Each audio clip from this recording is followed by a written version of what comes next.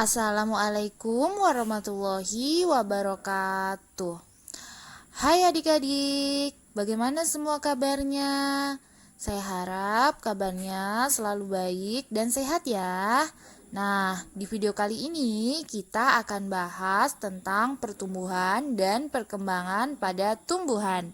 Jadi simak baik-baik ya videonya. Nah, yang pertama yang akan kita bahas adalah pertumbuhan dan perkembangan pada tumbuhan. Kalian tahu kan, salah satu ciri makhluk hidup adalah pertumbuhan dan perkembangan. Misalnya, pada tumbuhan pasti kalian pernah menanam tanaman yang dari biji kan? Kemudian tanaman tersebut tumbuh menjadi pohon. Itu semua ada kaitannya dengan pertumbuhan dan perkembangan. Oke, sebelum lebih jauh, kita akan mereview dulu tentang pertumbuhan dan perkembangan. Pertumbuhan adalah proses perubahan biologis yang terjadi di dalam organisme yang merupakan pertambahan ukuran, misalnya volume, massa, dan tinggi yang bersifat irreversibel. Dan sifat dari pertumbuhan ini adalah kuantitatif atau dapat diukur. Contohnya, ketika tumbuhan mengalami pertambahan ukuran yang lebih besar dan lebih tinggi. Sedangkan perkembangan adalah proses makhluk hidup menuju ke kedewasaan atau kematangan fungsi organ. Dan sifat perkembangan ini adalah kualitatif atau tidak dapat diukur. Nah, contoh dari perkembangan yaitu ketika tumbuhan sudah berbuah.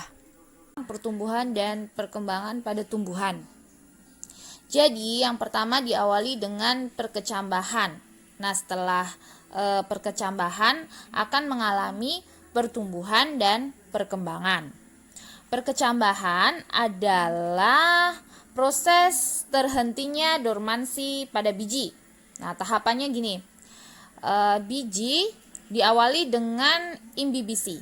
Proses imbibisi atau proses penyerapan air atau sama halnya dengan masuknya air ke dalam biji. Nah, setelah proses imbibisi, air yang pada biji akan mengaktifkan hormon giberelin atau hormon yang berfungsi dalam proses perkecambahan.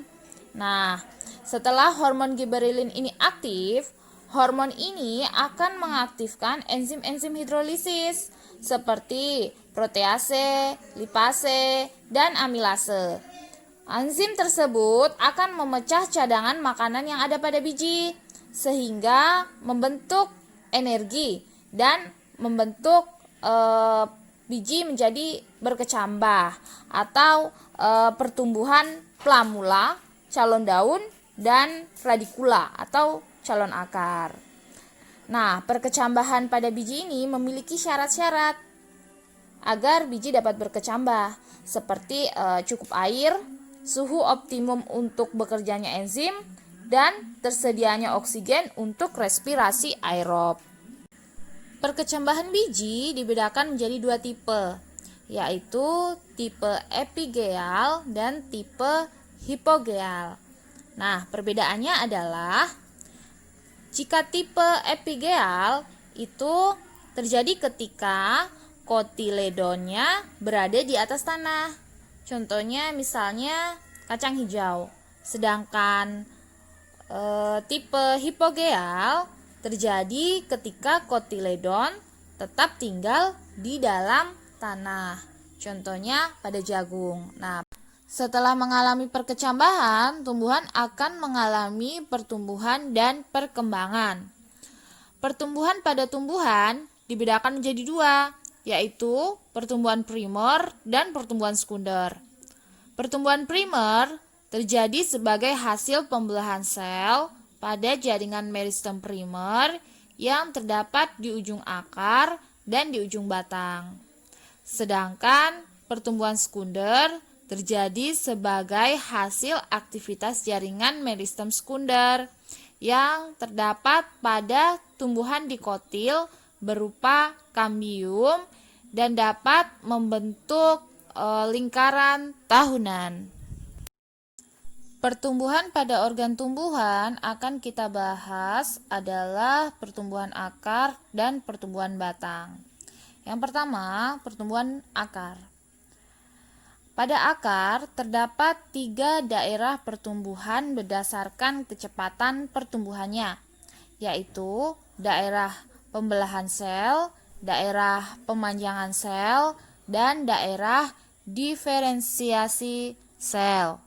Daerah pembelahan sel merupakan daerah dengan frekuensi pembelahan sel tertinggi. Daerah ini terletak di bagian belakang ujung akar, meliputi tudung akar dan daerah meristem. Daerah pemanjangan sel merupakan daerah yang memiliki sel yang panjang. Daerah ini terletak di belakang daerah pembelahan sel. Daerah diferensiasi sel merupakan daerah tempat terjadinya pematangan sel. Daerah ini terletak di bagian akhir akar. Pertumbuhan batang. Pertumbuhan batang meliputi pemanjangan dan diferensiasi. Daerah pertumbuhannya terletak di ujung batang. Nah, pada bagian tumbuhan dikotil terjadi pertumbuhan sekunder, yaitu pada kambium. Nah, kambium pada batang itu dibedakan atas 2, yaitu kambium vaskuler dan kambium intervaskuler. Nah, kambium vaskuler ini terdapat di dalam ikatan pembuluh dan fungsinya sebagai pembentuk xilem ke arah dalam dan flum ke arah luar. Sementara itu, kambium intervaskuler adalah kambium yang terletak di antara ikatan pembuluh. Nah, adanya kambium intervaskuler yang bersambungan dengan kambium vaskuler akan menyebabkan terbentuknya lingkaran di dalam batang. Nah, lingkaran tersebut disebut dengan lingkaran tahunan. Untuk perkembangan pada tumbuhan itu dilihat dari ketika tumbuhan itu sudah mulai berbunga, kemudian berbuah. Jadi ketika kalian melihat tanaman yang sudah mulai berbunga, itu artinya tumbuhan sudah dewasa. Pertumbuhan dan perkembangan pada tumbuhan dipengaruhi oleh 2 faktor, yaitu faktor dalam atau internal dan faktor luar atau eksternal. Nah, faktor dalamnya adalah faktor yang berasal dari dalam tubuh tumbuhan itu sendiri, yaitu gen dan hormon. Gen dapat mengatur pola pertumbuhan tumbuhan melalui sifat yang diturunkan dan sintesis-sintesis yang dikendalikannya. Sedangkan hormon tumbuhan terutama terlibat dalam pengaturan pertumbuhan dan perkembangan tumbuhan.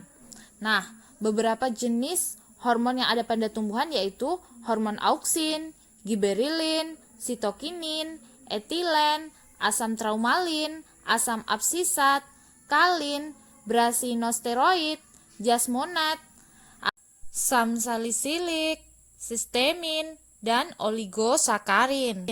Sedangkan faktor luar yang mempengaruhi pertumbuhan adalah faktor-faktor yang berasal dari luar tubuh tumbuhan dan lingkungan, seperti air, cahaya, kelembapan, suhu, dan makanan.